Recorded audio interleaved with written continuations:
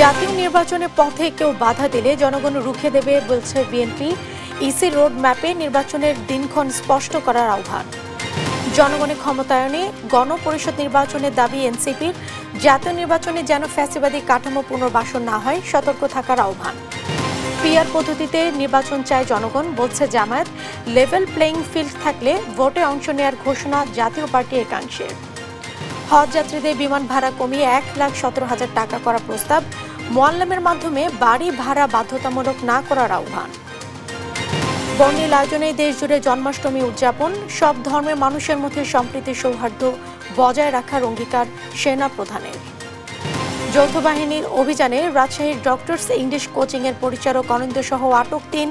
বিপুল পরিমাণ অস্ত্র গোলাবারুদ উদ্ধার। এবং আলাস্কায় ট্রাম্প পুতিন নিষ্ফল বৈঠক। রুশ প্রেসিডেন্টকে বিজয়ী হিসেবে দেখছেন কেউ কেউ। সোমবার ওয়াশিংটন যাচ্ছেন জেলেনস্কি। সংবাদ রাতে দেখছিলেন সংবাদ শিরোনাম, সঙ্গে আছে আমি জেসিকা বেদিন। বিস্তারিত। নির্বাচনের পথে যারাই বাধা দেবে জনগণ তাদের বিরুদ্ধে রুখে দাঁড়াবে বলে মন্তব্য করেছেন বিএনপির স্থায়ী কমিটির সদস্য সালাউদ্দিন আহমেদ। ফ্যাসিবাদ বিরোধী শক্তিকে জাতীয় শক্তিতে পরিণত করার তাগিদও দিয়েছেন তিনি। এদিকে রোড ম্যাপ ঘোষণা করে নির্বাচনের দিনক্ষণের বিষয়টি ইসি স্পষ্ট করবে এমন প্রত্যাশা দলটির স্থায়ী কমিটির আরেক সদস্য ডক্টর আব্দুল মঈন খানের। সাইফুর রিপনের প্রতিবেদন। বিএনপি চেয়ারপারসন খালেদা জিয়ার ৮১তম জন্মদিন উপলক্ষে নয়াপল্টনে দলের কেন্দ্রীয় কার্যালয়ের নিচতলায় তার সুস্থতা ও দীর্ঘায়ু কামনায় দোয়া মাহফিলের আয়োজন করে জাতীয়তাবাদী যুবদল। পতিত আওয়ামী লীগ সরকার খালেদা জিয়াকে কারাবন্দী রেখে মেরে ফেলার চেষ্টা করলেও তিনি কারো সাথে আপোষ করেনি উল্লেখ করে নেতারা বলেন, যে কোনো ষড়যন্ত্র ঐক্যবদ্ধভাবে মোকাবেলা করতে হবে। নির্বাচনকে বানচাল করার জন্য আমাদের দেশের কয়েকটি রাজনৈতিক দল মিলে আন্তর্জাতিকভাবে আজকে নতুন করে চক্রান্ত করছে, ষড়যন্ত্র করছে। নির্বাচনকে যারা বাধাগ্রস্তের চেষ্টা করছে তাদের উদ্দেশ্যে হুঁশিয়ারি দেন বিএনপির স্থায়ী কমিটির সদস্য সালাউদ্দিন আহমদ। বাংলাদেশের মানুষ গণতন্ত্রের জন্য, ভোটাধিকার প্রয়োগের জন্য তারা সংকল্পবদ্ধ। এর বিপক্ষে যারাই দিবে ইনি নিয়ে কোন ধরনের বক্তব্য, যারাই বিভিন্ন রকমের কুযুক্তি উত্থাপন করে গণতন্ত্রের এই যাত্রাপথকে কণ্ঠকাত্তীর্ণ করতে চাইবে, তাদের বিরুদ্ধে বাংলাদেশের জনগণ রুখে দাঁড়াবে। এদিকে জাতীয় প্রেস ক্লাবে জুলাই আগস্ট গণ অভ্যুত্থান ও ফ্যাসিবাদ পতনের বর্ষপূর্তি উপলক্ষে অভ্যুত্থানের শহীদ ও আহত পরিবারের স্বজনদের হাতে আর্থিক সহায়তা তুলে দেন বিএনপির স্থায়ী কমিটির সদস্য আব্দুল মঈন খান। অনুষ্ঠানে যোগ দিয়ে এখনো ষড়যন্ত্র চলছে দাবি করে সবাইকে সচেতন থাকার আহ্বান জানান বিএনপির সিনিয়র যুগ্ম মহাসচিব রুহুল কবির রিজভী। শেখ হাসিনার পালিয়ে গেলেও তার ভূত, তার আত্মারা আবার নতুন করে নতুন কায়দায়, নতুন চেতনায় তারাই তো আবার ভর করেছে। এইটার জন্য তো ছেলেরা জীবন দেয়নি। আমরা সেই গণতন্ত্র চেয়েছি যে গণতন্ত্রে প্রকৃত এদেশের ভোটাররা ভোট দিয়ে যাকে ইচ্ছা তাকে রাষ্ট্র ক্ষমতায় বসাবে। পরে প্রধান অতিথির বক্তব্যে নির্বাচন নিয়ে কথা বলেন ডক্টর আব্দুল মঈন খান। আগামী ফেব্রুয়ারিতে ইনশাআল্লাহ রমজানের আগে তারা নির্বাচনের দিনক্ষণ তারা উল্লেখ করেছে, যেটা পরবর্তীতে আমরা আশা করছি নির্বাচন কমিশন নির্বাচন শিডিউলের মাধ্যমে নির্দিষ্ট করে দেবে। সাইফুল রিপন, দেশ টিভি, ঢাকা। জাতিকে শোষণের হাত থেকে মুক্তি দিতে গণপরিষদ নির্বাচনের বিকল্প নেই বলে দাবি করেছে এনসিপি। শনিবার বাংলা মোটরে এনসিপির অস্থায়ী কেন্দ্রীয় কার্যালয়ে জুলাই সনদ বাস্তবায়নে গণপরিষদ নির্বাচন বিষয়ক আলোচনা সভায় নেতারা এই কথা বলেন। দাবি তোলেন নতুন সংবিধান প্রণয়নের। মোহাম্মদ আলাউদ্দিনের রিপোর্ট, জানাচ্ছেন নাইম আফসান। দেশে ফ্যাসিবাদ পতনের পর থেকেই জুলাই সনদ, গণপরিষদ নির্বাচন ও নতুন সংবিধান প্রণয়নের দাবি তুলেছে জাতীয় নাগরিক পার্টি এনসিপি। এরই অংশ হিসেবে শনিবার বাংলা মোটরে দলটির অস্থায়ী কেন্দ্রীয় কার্যালয়ে জুলাই সনদ বাস্তবায়নে গণপরিষদ নির্বাচন বিষয়ক আলোচনার আয়োজন করে দলটি। সংবিধানের মৌলিক সংস্কারের প্রস্তাব। এ সময় ৭২-এর সংবিধান জনগণকে শোষণের সংবিধান উল্লেখ করে বক্তারা বলেন, জনগণের ক্ষমতার প্রতিফলন ঘটাতে নতুন সংবিধান প্রণয়ন করতে হবে। গণপরিষদের আলোচনা, এই আলোচনা জনগণের মধ্য দিয়ে আমরা একটা নতুন সংবিধান বানাবো। বাংলাদেশ একটা সাংবিধানিক পরিবর্তনের মুখে দাঁড়িয়ে গেছে এখন এই মুহূর্তে। মানে জুলাই সনদ বাস্তবায়ন যে পদ্ধতিতেই হোক না কেন, বাংলাদেশ একটা নতুন সাংবিধানিক বন্দোবস্তের দিকে যাচ্ছে, প্রবেশ করতে যাচ্ছে। এ সময় দলটির সদস্য সচিব আক্তার হোসেন বলেন, নতুন রাজনৈতিক বন্দোবস্ত বাস্তবায়ন না হলে রাজপথে নামতে বাধ্য হবে এনসিপি। যদি নিয়মতান্ত্রিক আলোচনার মধ্য দিয়ে, যদি টেবিলের আলোচনার মধ্য দিয়ে বাংলাদেশের শাসনতান্ত্রিক পরিবর্তন করা সম্ভব না হয়, নতুন সংবিধানকে বাধাগ্রস্ত করা হয়, আমরা কিন্তু রাজপথের মানুষ রাজপথে ফিরে যেতে আমাদের 1 সেকেন্ড সময় লাগবে না। আর এনসিপি আসন বন্টনের রাজনীতিতে বিশ্বাস করে না বলে মন্তব্য করেন দক্ষিণাঞ্চলের মুখ্য সংগঠক হাসনাত আব্দুল্লাহ। আমাদেরকে অবশ্যই একটা নতুন সংবিধান দিতে হবে। আর যারা প্রতিষ্ঠিত, যারা মনে করতেছে যে আমাদেরকে বাইনারি রাজনীতির বাইরে নতুন রাজনৈতিক দলের উত্থান হইতে দিবে না, আমরা আপনাদেরকে বলতে চাই, আসন দিয়ে আপনি আমাদেরকে কিনতে পারবেন না। আসন দিয়ে কিনা সম্ভব না, আমরা বিক্রি হইতে আসি নাই। আসন্ন জাতীয় নির্বাচন যেন ফ্যাসিবাদী কাঠামো পুনর্বাসনের সুযোগ তৈরি না করে সে ব্যাপারে সতর্ক থাকারও আহ্বান জানান বক্তারা। সরকার ব্যবস্থা তারা প্রণয়ন করবে। নাইম আফসান, দেশ টিভি, ঢাকা। আগামী সংসদ নির্বাচন পিআর পদ্ধতিতে অনুষ্ঠিত হবে এবং দেশের জনগণ তা গ্রহণ করবে বলে মন্তব্য করেছেন জামায়াতের সেক্রেটারি জেনারেল অধ্যাপক মিয়া গোলাম পরওয়ার।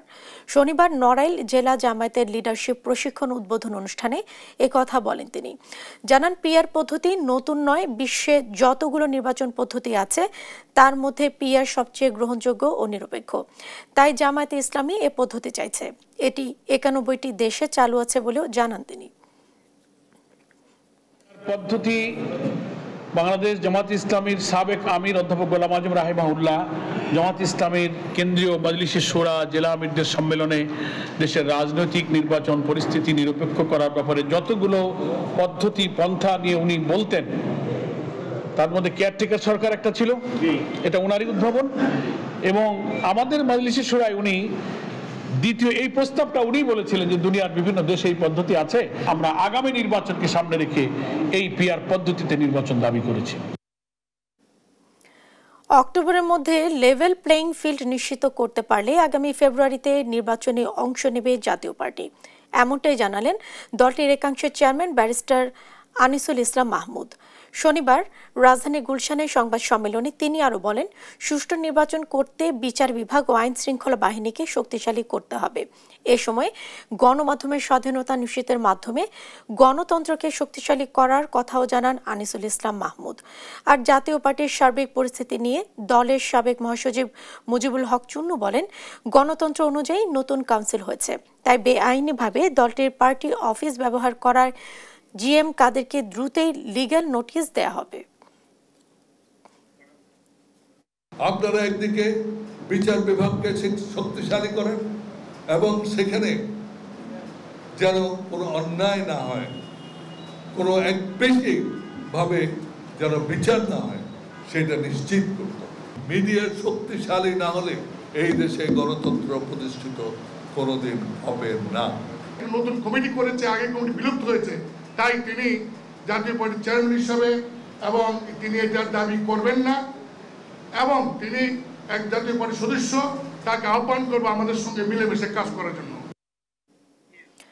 যদি বর্তমান সংবিধান কায়েম থাকে এবং সে অনুযায়ী নির্বাচন হয়, তবে সংশ্লিষ্ট সবাই রাষ্ট্রদ্রোহী হিসেবে পরিচিত হবে, এমন মন্তব্য করেছেন কবি ফরহাদ মজহার। বলেন, বিষয়টি অভ্যুত্থানে নেতৃত্ব দেয়া শিক্ষার্থীরা বুঝতে পারছে না। শনিবার টিএসসিতে আসন্ন ডাকসু নির্বাচন কেন্দ্রিক এক আলোচনা সভায় যোগ দিয়ে তিনি এসব কথা বলেন। নিয়াজ মোর্শেদের প্রতিবেদন। ঢাকা বিশ্ববিদ্যালয়ের টিএসসি অডিটোরিয়ামে এক আলোচনা সভায় উঠে আসে দেশের শিক্ষা, গবেষণা ও চলমান রাজনীতির বিভিন্ন বিষয়। সেই সাথে আলোচনা হয় আসন্ন ডাকসু নির্বাচন নিয়ে। এতে অংশ নিয়ে বক্তারা বলেন, বিশ্ববিদ্যালয়গুলোতে নো পলিটিক্স ক্যাম্পেইনের মাধ্যমে অনেক শিক্ষার্থীর অনৈতিক কাজকে বৈধতা দেওয়া হয়েছে। বিশ্ববিদ্যালয়ে ছাত্র রাজনীতি নিষিদ্ধের আগে এই শিক্ষকদের রাজনীতি নিষিদ্ধ করতে হবে। শিক্ষকদের নৈতিকতা যদি এ লেভেলে থাকে, ছাত্ররা আমরা সব সংগঠন এক হয়ে গেল সব ঠিক হতে চাইলে আমরা ঠিক করতে পারবো না। ক্যাম্পাসে রাজনীতি সংস্কারের পরিবর্তে বারবার নো পলিটিক্স এরকম মিছিল বের হতে শুরু করলো এবং এই যে বারবার বিরাজনীতিকরণের আকাঙ্ক্ষা এবং রাজনীতি থাকবে না, এইটা আমাদেরকে একটা গভীর সংকটের মধ্যে ফেলে দিচ্ছে, যে সংকট থেকে আমরা এখনো উত্তরণ করতে পারি না। পেশি শক্তি এবং কালো টাকার রাজনীতি, দখলদারিত্বের রাজনীতি, লেজুর ভিত্তির রাজনীতি, সেই রাজনীতি থেকে বিশ্ববিদ্যালয়গুলোকে মুক্ত করতে হবে। আলোচনা সভায় অংশ নেন কবি ফরহাদ মজহার। বলেন, অভ্যুত্থানের তরুণ নেতারা এখনো শেখ হাসিনার ভূত বয়ে বেড়াচ্ছে। 8 তারিখে একটা সাংবিধানিক বিপ্লব হয়েছে, কনস্টিটিউশনের নামে ছাত্র তরুণ সৈনিকদেরকে পরাস্ত করা হয়েছে। তবে যারা গণ অভ্যুত্থানের শক্তি, তাদের প্রথম উচিত হবে নিজেদের মধ্যে বোঝাপড়া শেষ করা। সংবিধান পরিবর্তন না করে নির্বাচন দিলে অভ্যুত্থানের নেতৃত্ব দেয়া শিক্ষার্থীরা দেশদ্রোহী বলে বিবেচিত হতে পারে বলে আশঙ্কা জানান কবি ফরহাদ মজহার। এই আলোচনাটা আমরা করতে পারছি। নিয়াজ মোরশেদ, দেশ টিভি, ঢাকা। জনগণ নির্বাচনমুখী হলে কেউ ঠেকাতে পারবে না বলে মন্তব্য করেছেন স্বরাষ্ট্র উপদেষ্টা জাহাঙ্গীর আলম চৌধুরী। শনিবার সকালে রাজধানীর মোহাম্মদপুর কৃষি মার্কেট পরিদর্শন শেষে এ মন্তব্য করেন তিনি। জানান, প্রধান উপদেষ্টা ডক্টর মোহাম্মদ ইউনূসের ঘোষিত সময়ে নির্বাচন হবে। দেশে কোনো চাঁদাবাজের ঠাঁই হবে না বলেও হুঁশিয়ারি দেন তিনি। আরও জানাচ্ছেন ফাহিম ইউসুফ। দেশে প্রতিটি বাজারে পলিথিনের ব্যবহার বেড়েই চলছে। এ নিয়ে বিভিন্ন সংস্থা অভিযান চালালেও আসেনি কোনো পরিবর্তন। এবার এ তদারকিতে নেমেছে আইন শৃঙ্খলা বাহিনী। তারই ধারাবাহিকতায় রাজধানীর মোহাম্মদপুরের কৃষি বাজারে নিষিদ্ধ পলিথিনের উৎপাদন, পরিবহন ও বিপণন রোধ এবং জনসচেতনতা বাড়াতে কার্যক্রম পরিচালনা করেছে র্যাব। এতে অংশ নেন স্বরাষ্ট্র উপদেষ্টা জাহাঙ্গীর আলম চৌধুরী। এ সময় প্রতিটি দোকান ঘুরে পলিথিনের পরিবর্তে পাটের ব্যাগ ব্যবহারের জন্য সচেতন করেন স্বরাষ্ট্র উপদেষ্টা। বাজার ঘুরে সাংবাদিকদের সঙ্গে কথা বলেন তিনি। সম্প্রতি চাঁদাবাজির বিষয়ে উপদেষ্টা বলেন, মোহাম্মদপুর ও মিরপুরে চাঁদাবাজ বেশি। এই মোহাম্মদপুর মিরপুর এলাকায় চাঁদাবাজিটা একটু বেশি হয়। চাঁদাবাজিদের স্থায়ী বাংলাদেশে হবে না। এটা যে যত বড় চাঁদাবাজি হোক না কেন, তারে আমরা আইনের আওতায় নিয়ে আসবো। নির্বাচন ইস্যুতে স্বরাষ্ট্র উপদেষ্টা বলেন, কোনো রাজনৈতিক দলের কথা মতো নির্বাচন হবে না। জনগণ নির্বাচনমুখী হলে নির্বাচন আটকানোর সুযোগ নেই। প্রধান উপদেষ্টা যেটা বলেছে ওর উপরে আমাদের কারো কোনো কথা নেই। স্যার যেই তারিখে বলছে ওই তারিখে নির্বাচন হবে। জনগণ যেসব চাবে আমি নির্বাচনের দিকে চলে যাব, কারো কোনো শক্তি নাই নির্বাচন বন্ধ করা। বাজারে দোকানদার ও জনগণকে পলিথিন ব্যবহার থেকে বিরত থাকার আহ্বান জানান স্বরাষ্ট্র উপদেষ্টা। এখন কৃষকরা কিন্তু পাটের এরকম দাম পায় না। এখন আপনারা যদি পলিথিন ব্যবহার বন্ধ করে পাটের ব্যাগ ব্যবহার শুরু করেন, তবে আমাদের কৃষকরা লাভবান হবে, আমাদের স্বাস্থ্যসম্মত জিনিস হবে এবং পরিবেশের জন্য একটা ভালো জিনিস হবে। ফাহিম ইউসুফ, দেশ টিভি, ঢাকা। দেশের কল্যাণে ত্রয়োদশ জাতীয় নির্বাচন ফেব্রুয়ারিতেই হওয়া উচিত বলে মন্তব্য করেছেন নির্বাচন ব্যবস্থা সংস্কার কমিশনের প্রধান ডক্টর বদিউল আলম মজুমদার। শনিবার সকালে ডিবেট ফর ডেমোক্রেসি আয়োজিত ছায়া সংসদ বিতর্কে এ কথা বলেন তিনি। এ সময় আওয়ামী লীগ ছাড়া নির্বাচন অংশগ্রহণমূলক হবে কিনা তার সময় বলে দেবে বলে মন্তব্য করেন বদিউল আলম মজুমদার। তৌফিক মাহমুদ মুন্না রিপোর্ট। দেশ এখন নির্বাচনমুখী। প্রধান উপদেষ্টা জাতীয় উদ্দেশ্যে ভাষণের পর ফেব্রুয়ারিতে নির্বাচন করতে পুরোদমে কাজ শুরু করেছে নির্বাচন কমিশন। চলতি সপ্তাহে নির্বাচনী রোডম্যাপ ঘোষণা করবে কমিশন। উদ্দেশ্য ফেব্রুয়ারিতে জাতীয় নির্বাচন করা। এমন বাস্তবতায় শনিবার সকালে এফডিসিতে ডিবেট ফর ডেমোক্রেসি আয়োজন করে ছায়া সংসদ। এতে প্রধান অতিথি হিসেবে যোগ দেন নির্বাচন ব্যবস্থা সংস্কার কমিশনের প্রধান বদিউল আলম মজুমদার। কথা বলেন আগামী জাতীয় নির্বাচন নিয়ে।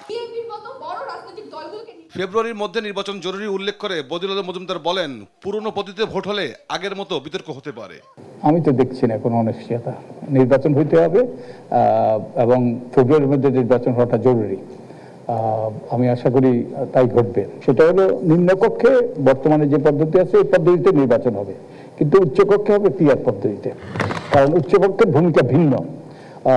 যদি সংবিধান সংশোধনের জন্য উচ্চকক্ষেরও যে তাদেরও লাগবে, তাদেরও ভোটের প্রয়োজন হবে, তাদেরও অনুমোদন লাগবে। আওয়ামী লীগ নির্বাচনে অংশ নেওয়ার বিষয়টি আইনি প্রক্রিয়ার সমাধান হবে জানিয়ে তিনি বলেন, সময় বলে দেবে আওয়ামী লীগ ছাড়া নির্বাচন অংশগ্রহণমূলক হবে কিনা। সরকার আওয়ামী লীগের কার্যক্রম স্থগিত করেছে এবং নির্বাচন কমিশন তাদের যে সিম্বল, তাদের যে প্রতীক, সেটা স্থগিত করেছে। এখন এই সিদ্ধান্ত আমি আশা করি আইনি প্রক্রিয়ায় এটা শুরু হবে এবং আওয়ামী লীগ নির্বাচন করতে পারবে কি পারবে না সেটা আইনি প্রক্রিয়া শুরু হবে এবং তার প্রেক্ষিতে সরকার এবং নির্বাচন কমিশন সেই সিদ্ধান্ত নেবে। আমি আশা করি তারা সঠিক সিদ্ধান্ত নেবে, সেটা সময় বলে দেবে। তারা যদি যে আইনি প্রক্রিয়া কি সিদ্ধান্ত হয় তার প্রেক্ষিতে এটা সেই মতামত দেওয়া যাবে। তিনি আরো বলেন, আগামী জাতীয় নির্বাচন সুষ্ঠু করতে সবকিছুই করতে পারে নির্বাচন কমিশন। যে ইনস্ট্যান্ট রিটার্নিং অফিসার হয়। তৌফিক মাহমুদ মুন্না, দেশ টিভি, ঢাকা। 2026 সালের হজ যাত্রীদের বিমান ভাড়া গত বছর থেকে কমিয়ে 1,17,000 টাকা করার প্রস্তাব জানিয়েছে Hajj agencies association of Bangladesh HAAB. পাশাপাশি হজ যাত্রীদের দুর্ভোগ কমাতে সৌদি আরবের মুআল্লেমের মাধ্যমে বাড়ি ভাড়া ও কুরবানি বাধ্যতামূলক না করার আহ্বান জানানো হয় হাবের পক্ষ থেকে। ফজলা আদিত্যের রিপোর্ট। Hajj agency association of Bangladesh হাবের উদ্যোগে 2026 সালের হজ পালনে আগ্রহীদের নিবন্ধনে ভোগান্তি ও দালালদের হয়রানি কমাতে 3 দিনব্যাপী হজ ও ওমরা মেলা 2025 সমাপনী অনুষ্ঠানের মধ্য দিয়ে পদ্মা নামল। সমাপনী অনুষ্ঠানে হাবের সভাপতি ও মহাসচিব বলেন, 2026 সালের হজ যাত্রীদের বিমান ভাড়া 1,78,000 থেকে কমিয়ে 1,17,000 করার পাশাপাশি সৌদি আরবে বাধ্যতামূলক ক্যাটারিং সার্ভিস বাদ দিয়ে নিজস্ব ক্যাটারিং সার্ভিস চালু করা। একই সাথে সৌদি আরবের ব্যবস্থাপনার মাধ্যমে বাড়ি ভাড়া ও কোরবানি বাধ্যতামূলক না করার দাবি জানিয়েছেন হাব। আমরা শুরু করেছি আগে প্রথমত ঢাকা সিটি, কারণ যেহেতু মানুষ ঢাকা কেন্দ্রিক, আমরা ঢাকাতে শুরু করছি। ইনশাল্লাহ আমরা হাবে এগুলো নিয়ে আলোচনা করতেছি, কিভাবে আমরা বিভাগীয় পর্যায়ে করা যায়, এটা নিয়ে আমরা চিন্তা ভাবনা করতেছি ইনশাল্লাহ। আপনারা ধরেন যে 2026 সালে নতুন কিছু পদক্ষেপ সৌদি সরকার নিয়েছেন। বিশেষ করে আমরা মাসায়ের যে সার্ভিসটি গ্রহণ করি সার্ভিস প্রোভাইডারদের থেকে, এটি এখন ক্যাম্প অপারেটর নামে নতুন একটি ব্যবস্থাপনার দিকে তারা যাচ্ছেন। আমরা সার্ভিস প্রোভাইডার থেকে নিব শুধু আমাদের ক্যাটারিং, হাউস রেন্ট এবং ট্রান্সপোর্টেশন। এ সময় বেসামরিক বিমান পরিবহন ও পর্যটন মন্ত্রণালয়ের সচিব নাসরিন জাহান বলেন, হজ এজেন্সিগুলোর উত্থাপিত দাবিসমূহ বাস্তবায়নের ধর্ম মন্ত্রণালয় যতটুকু করণীয় এর সর্বাত্মক প্রচেষ্টা থাকবে। এই 2026 যতদিন আছি 2026-এর হজকে যতটুকু আন্তরিকভাবে বেসামরিক বিমান পরিবহন পর্যটন মন্ত্রণালয়ের করণীয় আছে সেইটুকু আমার মাননীয় উপদেষ্টা মহোদয় সহ আমরা করব, এই কথাটুকু আমি দিয়ে যাচ্ছি। মেলায় উপস্থিত বিভিন্ন স্টলের প্রতিনিধিরা জানান, এমন উদ্যোগ ও পরিকল্পনা দেশের হজ যাত্রীদের সেবার মান নিশ্চিতে গুরুত্বপূর্ণ ভূমিকা রাখবে। এই মেলার মাধ্যমে হাজিরা প্রতারণা মুক্ত হজ করতে পারবে এবং এখানে অনেকগুলো স্টল ছিল, এই স্টলগুলোতে হাজি সাহেবরা তার সুযোগ মতো সরাসরি এজেন্সি খুঁজে পাচ্ছে। এখানে কোনো মধ্যস্বত্বভোগী বা কোনো মিডিয়ার কোনো সুযোগ নাই। সামনের দিনগুলোতে হজ ও ওমরা যাত্রীদের ভোগান্তি কমাতে এ ধরনের উদ্যোগ খুবই প্রশংসনীয় বলে জানান মেলায় উপস্থিত স্টল মালিকরা। ফজলে আদিত্য, দেশ টিভি, ঢাকা। বর্ণিল আয়োজনে দেশজুড়ে চলছে শ্রীকৃষ্ণের জন্মদিন বা শুভ জন্মাষ্টমী উদযাপন। সকালে রাজধানীর ঢাকেশ্বরী মন্দিরে চণ্ডীপাঠ ও গীতা যজ্ঞের মধ্য দিয়ে শুরু হয় আনুষ্ঠানিকতা। বিকেলে জন্মাষ্টমীর শোভাযাত্রা উদ্বোধন করেন সেনাপ্রধান। এ সময় সম্প্রীতি ও সৌহার্দ্য বজায় রেখে দেশকে এগিয়ে নেয়ার প্রত্যয় জানান সেনাবাহিনী প্রধান জেনারেল ওয়াকারুজ্জামান। আলিমুজ্জামান সাফওয়ানের রিপোর্ট। দুষ্টের দমন ও শিষ্টের লালন করতে পৃথিবীতে আবির্ভূত হয়েছিলেন ভগবান শ্রীকৃষ্ণ। সনাতন ধর্মাবলম্বীদের এই বিশ্বাসকে কেন্দ্র করে শ্রীকৃষ্ণের জন্মতিথিতে শনিবার সারা দেশে উদযাপিত হয় শুভ জন্মাষ্টমী। সকালে ঢাকেশ্বরী মন্দিরে চণ্ডীপাঠ ও গীতাযজ্ঞ হয়। ভক্তরা বলছেন, পাশবিক শক্তি যখন সত্যসুন্দরকে গ্রাস করতে উদ্যত হয়েছিল, তখন মানব কল্যাণে জন্ম নেন শ্রীকৃষ্ণ। বাচ্চারা খুব এনজয় করছে, এটা একটা মিলন মেলা, সবাই এখানে এসেছে আজকে আমাদের হিন্দু ধর্মের বৃহত্তর একটা আনন্দ এখানে না হয়ে পারে। সবাই শান্তি দেন, শান্তির জন্য আমি শ্রীকৃষ্ণ ভগবানের কাছে পায়ে ধরে প্রার্থনা করি। হ্যাপি জন্মাষ্টমী সবকো, ঢাকা সে মেরে ইন্ডিয়ান্স কো। দুপুরে পলাশীর মোড়ে জন্মাষ্টমীর শোভাযাত্রা উদ্বোধন করেন 3 বাহিনীর প্রধান। এ সময় সেনাপ্রধান বলেন, সম্প্রীতি ও সৌহার্দ্য বজায় রেখে দেশকে এগিয়ে নিতে জনগণের পাশে থাকবে সশস্ত্র বাহিনী। আজকের এই দিনে আমাদের অঙ্গীকার হবে সেই সম্প্রীতি, সেই সৌহার্দ্যপূর্ণ পরিবেশ আমরা সবসময় বজায় রাখব এবং আমরা একসাথে এই দেশ সবার, এই দেশে আমরা শান্তিতে সুন্দরভাবে সবাই বসবাস করব। সুখী ও সমৃদ্ধশালী দেশ গড়তে সবাইকে ঐক্যবদ্ধ থাকার আহ্বান জানান বিমান ও নৌবাহিনীর প্রধান। আসুন আমরা আজ প্রতিজ্ঞা করি, আমরা অন্যায়ের বিরুদ্ধে আপোষ করব না, দুর্বল ও অসহায়ের পাশে থাকব, আর পারস্পরিক ভালোবাসা ও সহনশীলতার মাধ্যমে আমাদের দেশকে আরও শক্তিশালী করে তুলব। আমি নিশ্চিত আজকের এই মিলন মেলা আগামী দিনে দেশমাতৃকার উন্নতি, সমৃদ্ধি ও সার্বিক কল্যাণে গুরুত্বপূর্ণ অবদান রাখবে এবং আমাদের সামাজিক বন্ধনকে আরও সুদৃঢ় করবে। পলাশীর মোড় থেকে শুরু হওয়া জন্মাষ্টমী শোভাযাত্রা ঢাকার বিভিন্ন সড়ক ঘুরে বাহাদুর শাহ পার্কে গিয়ে শেষ হয়। রাজশাহীর কাদিরগঞ্জ এলাকায় ডক্টর ইংলিশ কোচিং সেন্টার থেকে বিপুল পরিমাণ অস্ত্র ও বিস্ফোরক উদ্ধার করেছে যৌথ বাহিনী। অভিযানে কোচিং সেন্টারের মালিক মুনতাসেরুল আলম অনিন্দকে 2 সহযোগী সহ আটক করা হয়। আটক অনিন্দ আলোচিত হলি আর্টিজান হামলা ও অধ্যাপক রেজাউল করিম হত্যা মামলার সাজাপ্রাপ্ত আসামি শরীফুলের ঘনিষ্ঠ সহযোগী হিসেবে একাধিকবার গ্রেফতার হয়েছিলেন। কাজী শাহিদের প্রতিবেদন। রাজশাহী নগরীর কাদিরগঞ্জ এলাকায় অভিযান শুরু হয় শুক্রবার গভীর রাত থেকে। সেনা সদস্যদের পাশাপাশি অংশ নেয় পুলিশের বিশেষ টিম সিআরটি। প্রায় 1 মাসের গোয়েন্দা নজরদারি সফলতার মুখ দেখে সকালে ডক্টর ইংলিশ নামক কোচিং সেন্টার থেকে অবৈধ অস্ত্র ও বিস্ফোরক উদ্ধারের মাধ্যমে আটক করা হয় কোচিং সেন্টারের মালিক মুস্তাসেরুল আলম অনিন্দ ও তার 2 সহযোগী রবিন ও ফয়সালকে। আমার ছেলে প্রথমে মসজিদে চাকরি করতো, এখানে বেতনে পোষায় না, ছেলে বউ না, তখন এই বিল্ডিং কাজ করিয়া এর কোচিং সেন্টার কল বলতে আমার চাকরি করে, এই চাকরি করে এখানে। নাম হচ্ছে ফাইসাল। অনিন্দ তখন ছোট ছিল, ও আমার ছোট ভাই, ছোট এক বয়সে। আমার এখনো দেখা যাচ্ছে প্রেশার, আমি যেখানে ব্যবসা করি ওই লিফলেট টিফলেট ছাপা যেত, এখানে পাঠাই ওখানে পাঠাই, এই তো চাকরি হয়। আজকে তো শুনলাম যে হঠাৎ করে যে এত এই অবস্থা। এটা ইংলিশ প্রাইভেট, তো ইংলিশই পড়তাম, তো হঠাৎ আজকে এইরকম শুনে তো আশ্চর্য হয়ে গেছে। অবৈধ অস্ত্র, বিস্ফোরক ও গুলির পাশাপাশি সেখান থেকে উদ্ধার করা হয় ওয়াকি টকি সহ বিভিন্ন ইলেকট্রনিক্স ডিভাইস, সেই সঙ্গে বিভিন্ন কোম্পানির 10টি সিম কার্ড উদ্ধার করা হয়। এলাকাবাসী ও গোয়েন্দা সংস্থাগুলো বলছে আটক অনিন্দ মহানগর বিএনপির সাবেক সভাপতি শফিউল আলম লাটকুর ছেলে এবং আওয়ামী লীগ নেতা ও সাবেক মেয়র খায়রুজ্জামান লিটনের চাচাতো ভাই। হলি আর্টিজান হামলা ও রাজশাহী বিশ্ববিদ্যালয়ের ইংরেজি বিভাগের অধ্যাপক রেজাউল করিম হত্যা মামলায় সাজাপ্রাপ্ত জেএমবি সদস্য শরীফুল ওরফে খালেদের ঘনিষ্ঠ ছিল অনিন্দ। জেএমবির সম্পৃক্ততায় তাকে এর আগে একাধিকবার গ্রেপ্তার করা হয়। পরে ঘটনাস্থলে উদ্ধারকৃত বিস্ফোরক নিষ্ক্রিয় করা হয়। কোচিং সেন্টার সংলগ্ন পুকুরেও আরও অস্ত্রের সন্ধানে নামানো হয় ডুবুরি। যৌথ বাহিনী আটককৃতদের পুলিশের হাতে তুলে দিয়েছে। অস্ত্র ও বিস্ফোরক কী উদ্দেশ্যে রাখা হয়েছিল তা খতিয়ে দেখা হচ্ছে বলে জানায় পুলিশ। তো আটককৃতদেরকে বোয়ালি থানায় হস্তান্তর করা হয়েছে। আমরা এখানে যদি অস্ত্র পাওয়া গেছে, বিস্ফোরক পাওয়া গেছে, সে আইনে তাদের বিরুদ্ধে মামলা রুজু হবে। পাশাপাশি যাদেরকে আটক করছে এদের অনেকে কিন্তু আবার বৈষম্য বিরোধী আন্দোলনের সাথে আন্দোলনের ছাত্রদের বিপক্ষে তাদের অবস্থান ছিল, সেটাও আমরা কিছু তথ্য পেয়েছি। তো সেই মামলাগুলোতে যেখানে তাদের সংশ্লিষ্টতা আছে সেখানেও তাদেরকে গ্রেপ্তার দেখানো হবে। আইন শৃঙ্খলা রক্ষায় কোনো ছাড় দেওয়া হবে না বলে জানিয়েছেন সংশ্লিষ্টরা। কাজী শাহেদ, দেশ টিভি, রাজশাহী। ঠিক আছে। সিলেট সদর উপজেলা থেকে 2.5 লাখ ঘনফুটের বেশি সাদা পাথর জব্দ করেছে উপজেলা প্রশাসন। শনিবার সকাল 10টা থেকে বেলা 2:30টা পর্যন্ত যৌথ বাহিনীর আলাদা অভিযানে এসব পাথর উদ্ধার করা হয়। জড়িতদের বিরুদ্ধে আইনানুগ ব্যবস্থা নেওয়া হবে বলে জানিয়েছেন উপজেলা প্রশাসন। খালেদ আহমেদের তথ্য ছবিতে আরো জানাচ্ছেন আব্দুল আল মারুফ। সাদা পাথর সহ সিলেটের বিভিন্ন এলাকা থেকে অবৈধভাবে লুট করা পাথর উদ্ধারে যৌথ বাহিনী গেল বুধবার রাত থেকে বিভিন্ন স্থানে অভিযানে নামে। এরই অংশ হিসেবে শনিবার চতুর্থ দিনের মতো সদর উপজেলার ধোপাগুল ও মহালদিক এলাকায় অভিযান চলে।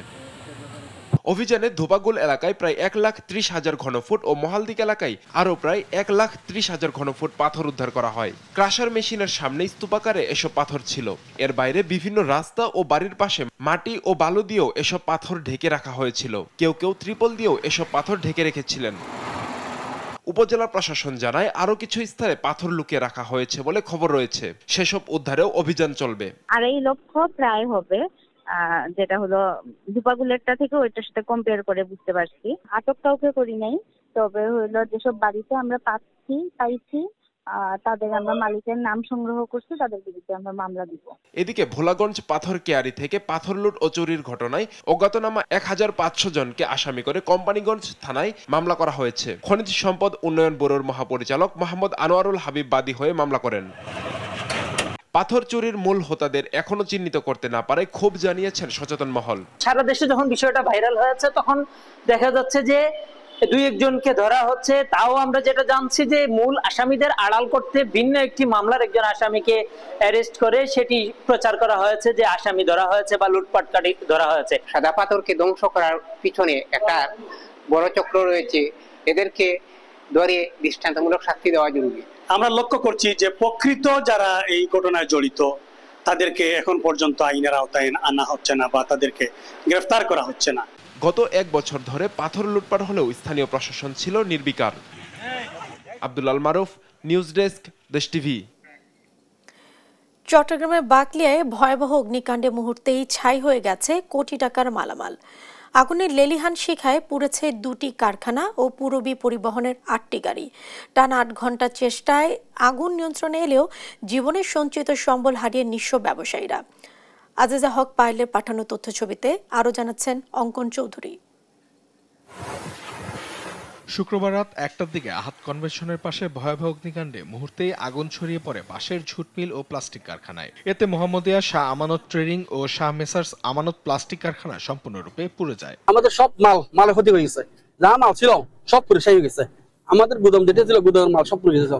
বিশেষ করে আমাদের মোহাম্মদিয়া শাহ আমানত প্লাস্টিক বিশাল একটা গুদাম, প্রায় আপনার এক কারি না হলে আপনার প্রায় 16-17 ঘন্টার উপর। আমাদের মালিকের অনেক টাকা লস। আমাদের এই পুরবী যে নতুন গাড়ি 8টা গাড়ি রেডি এবার মুখত বাইর করিবার পথে এই 8টা গাড়ি চলে গেছে ফুল। 1:40-45 বাজে আয়সা দেখতেছি ভয়াবহ আগুন, আমরা তো পাশে বেরোতে পারতেছি না। এত ভয়াবহ যে আগুন, মানে 50 ফিটের পাশাপাশি থাকি আমরা পাশে যাইতে পারতেছি। দেখি কি সব পুড়ে যেতে আসছে, এখন তো কাজে কিছু ইয়ে করার ব্যবস্থা নেই মানুষ থেকে। আমরা বাড়িতে ফায়ার সার্ভিস আসছে, ফায়ার সার্ভিস যথেষ্ট পরিমাণ চেষ্টা করছে, কিছু করতে পারছে না। ফায়ার সার্ভিসের 11টি ইউনিট টানা 8 ঘন্টার চেষ্টায় আগুন নিয়ন্ত্রণে আনলেও এখনো চলছে ডাম্পিং এর কাজ। কর্তৃপক্ষ জানায় ঝুট কাপড় থাকায় আগুন দ্রুত ছড়িয়ে পড়ে, যা নিয়ন্ত্রণে আনতে সময় লেগেছে। আগুনের ভয়াবহতায় পাশের আরেকটি গোডাউনও ক্ষতিগ্রস্ত হয়েছে। 45 মিনিটের সময় আমরা আগুনকে নিয়ন্ত্রণ করেছি। এখন আমাদের ড্যাম্পিং ডাউন চলতেছে। হঠাৎ আগুন লাগায় ক্ষতিগ্রস্ত হয়েছে কোটি কোটি টাকা সম্পদ, তবে এখনো কোনো প্রাণনাশের খবর পাওয়া যায়নি। আগুনের সূত্রপাত কিভাবে হয়েছে তা তদন্তে কাজ করছে ফায়ার সার্ভিস। অঙ্কন Chowdhury, news desk, Desh TV. অন্তর্বর্তী সরকার শিক্ষা খাতে কেমন পরিবর্তন করেছে তা নির্বাচনের আগে প্রকাশ করা হবে বলে জানিয়েছেন শিক্ষা উপদেষ্টা চৌধুরী রফিকুল আবরার। শনিবার বিকেলে জাতীয় কবি কাজী নজরুল ইসলামের 49তম মৃত্যুবার্ষিকীর আলোচনায় এ কথা বলেন তিনি।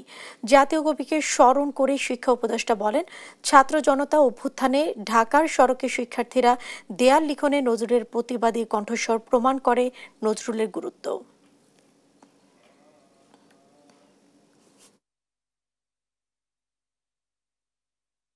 ঢাকার রাস্তায় যে দেয়াল লিখন, যে গ্রাফিটি, যে ছাত্র আন্দোলনের সময় যেটা আমরা সেখানে নজরুল ভীষণ রকম ভাবে সেখানে উপস্থিত। কাজে এই যে বিষয় নজরুলের যে সর্বজনীনতা, সেটা আমাদের উপরে দায়িত্ব সেটাকে ডকুমেন্ট করা এবং তাকে আরো বিশ্বজনের কাছে নিয়ে যাওয়া এবং সেই কাজ। সংস্কারের দোহাই দিয়ে দেশকে বিপদে না ফেলার আহ্বান জানিয়েছেন ঢাকা মহানগর উত্তর বিএনপির সদস্য সচিব মোস্তফা জামান।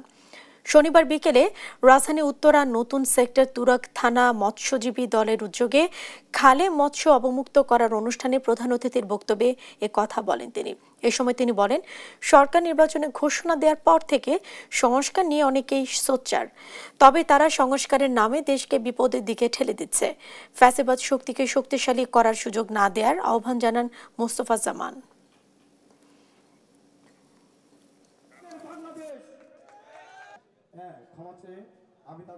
আমাদের মূল কাজ হচ্ছে জনসেবা।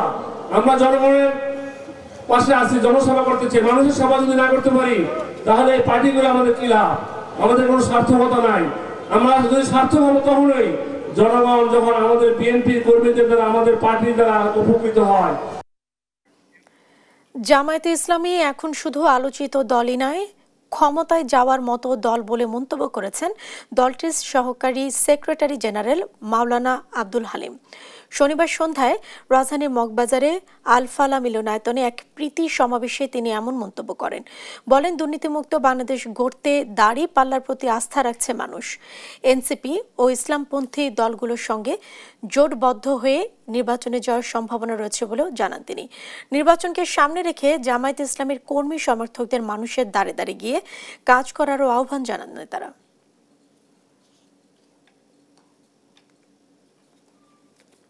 দুর্নীতিমুক্ত দেশ গড়তে হলে মানুষ বোঝে যে জামাত লাগবে। আলোচিত দল নয়, শুধু ক্ষমতা যাওয়া যাওয়া ভাব দল। আমরা ইতিমধ্যে আমাদের সাথে ইসলামী আন্দোলন বাংলাদেশ চরমনাই এক হয়ে এক বাক্সে কাজ করার ক্ষেত্রে ঐক্যমত পোষণ করেছে। বাংলাদেশ প্রাইভেট হাসপাতাল, ক্লিনিক ও ডায়াগনস্টিক ওনার্স অ্যাসোসিয়েশনের নবনির্বাচিত কমিটির অভিষেক এবং বার্ষিক সাধারণ সভা অনুষ্ঠিত হয়েছে। শনিবার রাজধানীর শহীদ আবু সাইদ আন্তর্জাতিক কনভেনশন সেন্টারে এই সভা হয়। এতে প্রধান অতিথি ছিলেন আইন, বিচার ও সংসদ বিষয়ক উপদেষ্টা ডক্টর আসিফ নজরুল। অ্যাসোসিয়েশনের সভাপতি ডাক্তার মোহাম্মদ মোসাদ্দেক হোসেন ও সাধারণ সম্পাদক ডাক্তার এম শামীম সহ স্বাস্থ্য খাতের গুরুত্বপূর্ণ ব্যক্তিরা অনুষ্ঠানে বক্তব্য রাখেন। বক্তারা জানান, বেসরকারি স্বাস্থ্য খাতের সার্বিক উন্নয়ন, আধুনিকায়ন এবং জনগণের জন্য মানসম্মত ও সুলভ স্বাস্থ্যসেবা নিশ্চিত করতে একটি ঐক্যবদ্ধ প্ল্যাটফর্ম হিসেবে কাজ করাই এই সংগঠনের মূল লক্ষ্য। আন্তর্জাতিক প্রসঙ্গ। আলাস্কায় মার্কিন প্রেসিডেন্ট ডোনাল্ড ট্রাম্প ও রাশিয়ার প্রেসিডেন্ট ভ্লাদিমির পুতিনের বৈঠককে স্বাগত জানিয়েছে ভারত। শান্তির জন্য এই উদ্যোগ অত্যন্ত প্রশংসনীয় বলে মন্তব্য করেছেন দেশটির পররাষ্ট্র মন্ত্রণালয়ের মুখপাত্র রণধীর জয়সওয়াল। এদিকে এ বিষয়ে তাৎক্ষণিকভাবে ইউরোপীয় ইউনিয়ন যৌথ বিবৃতি দিতে না পারলেও তার পরিবর্তে ইইউ সদস্য 5টি দেশের প্রধান এবং যুক্তরাজ্য একটি যৌথ বিবৃতি প্রকাশ করেছে। এছাড়াও এ বৈঠক নিয়ে প্রতিক্রিয়া জানিয়েছেন বিশ্বের বিভিন্ন দেশ। রাহান কবির শুভ্র রিপোর্ট। ইউক্রেন শান্তি চুক্তি নিয়ে আলাস্কায় শেষ হয়েছে পুতিন ট্রাম্পের বৈঠক। এরপরই শুরু হয়েছে বৈঠকের লাভ ক্ষতি ও ফলাফলের হিসাব নিয়ে আলোচনা।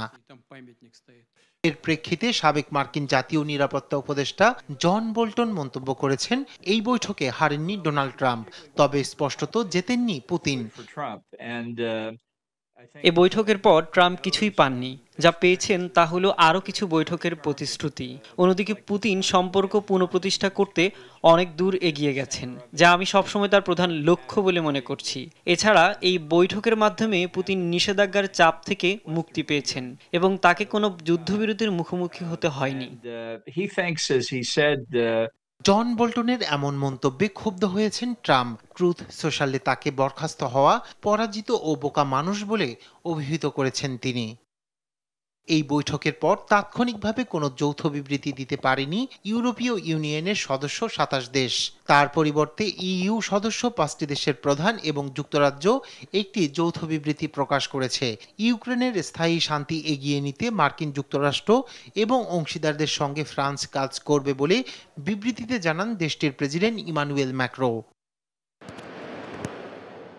ট্রাম্প পুতিনের মধ্যে আলাস্কায় শীর্ষ সম্মেলনকে স্বাগত জানিয়েছে ভারত। শান্তির লক্ষ্যে তাদের নেতৃত্ব অত্যন্ত প্রশংসনীয় বলে মন্তব্য করেন দেশটির পররাষ্ট্র মন্ত্রণালয়ের মুখপাত্র রণধীর জয়সওয়াল। এদিকে বৈঠক শেষে ওয়াশিংটনে ফেরার পথে ইউক্রেনের প্রেসিডেন্ট ভলোদিমির জেলেনস্কির সঙ্গে ফোনে দীর্ঘ আলাপ করেছেন যুক্তরাষ্ট্রের প্রেসিডেন্ট। সোমবার ট্রাম্পের সঙ্গে বৈঠক করবেন বলেও জানান জেলেনস্কি।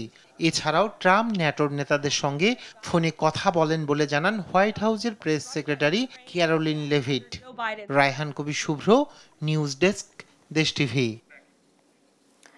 রাশিয়ার মস্কোর উপকণ্ঠে একটি গান পাউডার কারখানায় ভয়াবহ বিস্ফোরণে প্রাণ হারিয়েছে অন্তত 11 জন। আহত হয় 130 জনেরও বেশি, যাদের অনেকের অবস্থা গুরুতর। শনিবার দেশটির রিয়াজান অঞ্চলের একটি অস্ত্র ও গান পাউডার তৈরির কারখানায় এ বিস্ফোরণের ঘটনা ঘটে। উদ্ধার তৎপরতা চালিয়ে যাচ্ছে জরুরি পরিষেবা বিভাগের কর্মীরা। ধ্বংসস্তূপ সরিয়ে আহতদের উদ্ধারের চেষ্টা করছেন তারা। কারখানাটিতে গুলি ও বিস্ফোরক উৎপাদন হতো বলে জানিয়েছে স্থানীয় গণমাধ্যম। এদিকে বিস্ফোরণে প্রাণহানির ঘটনায় রিয়াজান অঞ্চলে একদিনের শোক ঘোষণা করা হয়। হতাহতদের শ্রদ্ধা জানাতে পুরো অঞ্চলে জাতীয় পতাকা অধোনমিত রাখা হয় বলে জানায় রিয়াজানের গভর্নর পাওয়েল মালকভ। খেলার খবর। আসন্ন নেদারল্যান্ডস সিরিজ ও এশিয়া কাপ সামনে রেখে টাইগারদের পুরো মনোযোগ ক্রিকেট মাঠে। টানা স্ট্রেংথ ট্রেনিং এর পর মিরপুরে একাডেমি মাঠে শনিবার ঘাম ছড়িয়েছেন ক্রিকেটাররা। লিটন সৌম্যরা গ্রানাইট স্লেটে সেরেছেন ব্যাটিং অনুশীলন, আর পেসাররা সময় পার করছেন স্পট বোলিংয়ে। আরও জানাচ্ছেন তাসবিহ শরণ। ফিটনেস ক্যাম্প শেষে স্কিল ক্যাম্পে মনোযোগী বাংলাদেশ জাতীয় দলের ক্রিকেটাররা। মিরপুরের একাডেমি মাঠে এদিন স্পট বোলিংয়ে ব্যস্ত সময় পার করেছেন নাহিদ রানা, তাসকিন, শরীফুল, সাইফুদ্দিনরা। আর অন্যদিকে বোলিং মেশিনে টি-20-র প্রস্তুতি সেরেছেন সৌম্য সরকার, লিটন দাসরা। টাইগারদের কোচিং স্টাফের প্রায় সবাই ছিলেন এই অনুশীলনে। Shaun Tait, Salahuddin, Phil Simmons সবাই ব্যস্ত সময় পার করেছেন। মাঝে প্রধান নির্বাচক গাজী আশরাফ হোসেন লিপুকেও দেখা গেল একাডেমির মাঠে। টাইগারদের প্রাথমিক স্কোয়াড ঘোষণা করা হলেও এখনও যে নেদারল্যান্ড সিরিজের দল দেয়া বাকি। পেসারদের নিয়ে এদিন আলাদাভাবে কাজ করেছেন pace bowling coach Shaun Tait. Khaled, Taskin, Nahid রানাদের পরামর্শ দিয়েছেন। উইকেটের নির্দিষ্ট স্থানে জোতা রেখে টানা স্পট বোলিং করিয়েছেন। তপ্ত দুপুরের রোদে টাইগাররা হয়েছেন ক্লান্ত, তবে দমে যাননি। 18 আগস্ট পর্যন্ত মিরপুরে চলবে এই স্কিল ক্যাম্প। 19 আগস্ট টাইগাররা রওনা দেবে সিলেটের উদ্দেশ্যে। এরপর অনুশীলন সিলেট আন্তর্জাতিক ক্রিকেট স্টেডিয়ামে। আর এই মাঠে 30 আগস্ট শুরু হবে নেদারল্যান্ডসের বিপক্ষে টি-20 সিরিজ। তাসবিহ শরণ, দেশ টিভি, ঢাকা।